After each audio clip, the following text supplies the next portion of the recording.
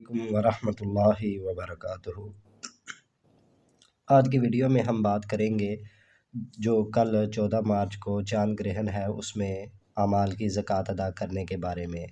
आप मुख्तलिफ़ अमाल की ज़कात अदा कर सकते हैं क्योंकि ग्रहण में मुख्तलिफ़ अमाल की जो तासीर होती है वो दुगनी तिगनी हो जाती है। तो फिर इसमें हम जो भी अमाल एक दफ़ा उसके आदाद के मुताबिक या आमिलीन के लिखे हुए उस्तादुल आमिलीन के लिखे हुए तरीक़ों के मुताबिक अगर हम पढ़ लेते हैं तो उन अमाल की तासीर दुगनी हो जाती है। पहले नंबर पे अरूफ़ स्वामत चाँद ग्रहण में हो या सूरज ग्रहण हो तो उसमें आम होता है हरूफ़ स्वामत।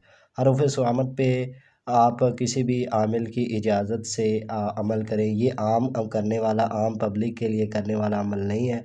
अगर आप मेरी इजाज़त से करना चाहेंगे तो आप मुझे इसकी फ़ीस अदा करेंगे। मैं बाकायदा प्रॉपरली आपको इसके सदक़ात बताऊँगा। सदक़ात के बाद फिर इसको इस्तेमाल करने का तरीका, फिर इसकी ज़कात कैसे अदा करनी है, इसके लवाज़मात क्या हैं, क्योंकि बग़ैर उस्ताद के निगरानी के अगर हम कोई भी अमल करेंगे तो वो अमल बजाय फ़ायदे के हमें नुकसान होगा, क्योंकि हमें उसके लवाज़मात के, उसके सदक़ात के, उसके ऊपर तसर्रुफ़ कैसे हासिल करना है, उसको इस्तेमाल कैसे करना है, हरूफ़ स्वामत के नक्श कैसे बनाने हैं, ये सारे तरीक़ाकार का हमें नहीं पता। उसके बाद आ जाते हैं, ये तरीक़े हैं आम लोगों के लिए। आम लोगों के लिए सूरह नास भी बहुत मुजर्रब है। 360 मरतबा आप पढ़ लें, 313 मरतबा या 100 मरतबा या 40 मरतबा आप पढ़ लें। उसके बाद सूरह मुज़म्मिल है, ये 360 मरतबा पढ़ लें, 313 मरतबा पढ़ लें, 100 मरतबा पढ़ लें या 40 मरतबा पढ़ लें। ये अमाल अगर आप कर लेंगे तो आप 1 साल तक यानी आने वाले चाँद ग्रहण तक आप इसके आमिल हो जाएंगे, अगर आप इस तादाद में इसको पढ़ लें।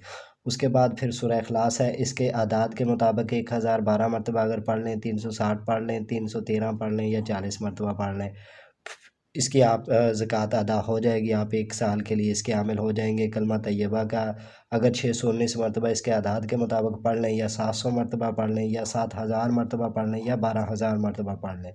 उसके बाद नाद अली शरीफ को 700 मरतबा पढ़ लें या 360 मरतबा पढ़ लें या 313 मरतबा या सिर्फ़ 40 मरतबा आप इसको पढ़ लें, आप नाद अली शरीफ के आमिल हो जाएंगे।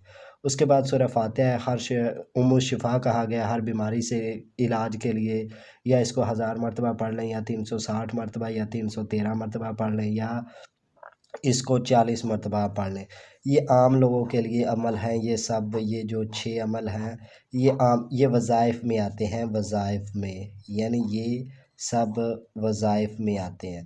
ये आप पढ़ लेंगे, इसको आपको किसी की इजाज़त की भी ज़रूरत नहीं है। ये सिर्फ़ आप अपने लिए, अपने ख़ानदान के लिए, अपने बच्चों के लिए, अपने कारोबार के लिए इन सब चीज़ों को इस्तेमाल करेंगे तो इसके लाज़वाल फ़ायदे आपको मिलेंगे। लेकिन अगर आप हरूफ़ स्वामत का बाकायदा अमल करना चाहेंगे, वो अगर आप मेरी निगरानी में करना चाहें तो आपको मेरी निगरानी में इसकी ज़कात अदा करनी होगी। अगर आपका कोई वहाँ पे कामिल है जो आपको पता है कि हरूफ़ स्वामत का बाकायदा आमिल है, उसको हरूफ़ स्वामत के नक्श कैसे इस्तेमाल करने हैं उसका पता है, और हरूफ़ स्वामत के ऊपर कैसे तसर्रुफ़ात करने हैं उसका पता है, हरूफ़ स्वामत के सदक़ात का पता है। देखिए हरूफ़ स्वामत एक मुकम्मल इल्म है। इसमें क्योंकि अब देखें कि ला इलाहा इल्लल्लाह में भी हरूफ़ स्वामत, अब मोहम्मद में भी सभी हरूफ़ स्वामत हैं, अली में भी हरूफ़ स्वामत है, अब अल्लाह में भी सब के सब हरूफ़ स्वामत ही है। यानी अलिफ़ भी हरूफ़ स्वामत है, लाम भी हरूफ़ स्वामत है, लाम भी हरूफ़ स्वामत है और ये भी हरूफ़ स्वामत है। और कोई भी ऐसी चीज़ नहीं है जिसमें हरूफ़ स्वामत की तकरार ना हो। तो हरूफ़ स्वामत का अमल जो है ना वो 13 मिनट, 13 दिन, 13 साल के अंदर अंदर काम करता है।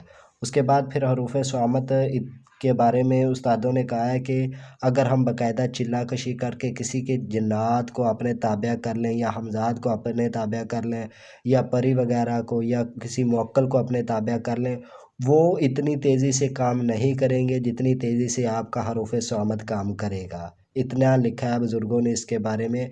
यानी दुनिया के 1/4 काम हम इनसे ले सकते हैं हरूफ़ स्वामत से। यानी किसी की बंदिश लगाना, किसी के निकाह पे बंदिश करना, किसी के निकाह को बाँधना, किसी के कारोबार को तरक्की दिलवाना, फिर हरूफ स्वामद की आगे लोहें आ जाती हैं, फिर किसी की ज़ुबान बंदी करना, बहुत सारे अमाल हैं जो हम हरूफ स्वामद से बाकायदा कर सकते हैं। वो आपको किसी माहिर की निगरानी में हरूफ स्वामद की ज़कात अदा करनी होगी, क्योंकि ज़कात के लिए बाकायदा आपके पास करंट का होना लाज़मी है, क्योंकि जब तक करंट नहीं होगा तब तक आपका अंदर रोशन नहीं होगा। ये आप जितनी मर्ज़ी ऐसे ज़कातें अदा कर लें, किताबों से देख के, यूट्यूब से देख के, वो ज़कात तो आपकी अदा हो जाएगी, लेकिन उसमें तासीर जब तक इजाज़त ये करंट नहीं, ये क्योंकि यहाँ से करंट आ रहा है ट्रांसफार्मर में, ट्रांसफार्मर से फिर आगे आपके घर में, ये घर में सारी लाइटें फिर रोशन होंगी, क्योंकि पीछे से करंट आएगा। अगर करंट ही नहीं आएगा तो ना तो अंदर रोशन होगा, ना ही अमाल में तासीर पैदा होगी, कुछ भी नहीं हो सकता।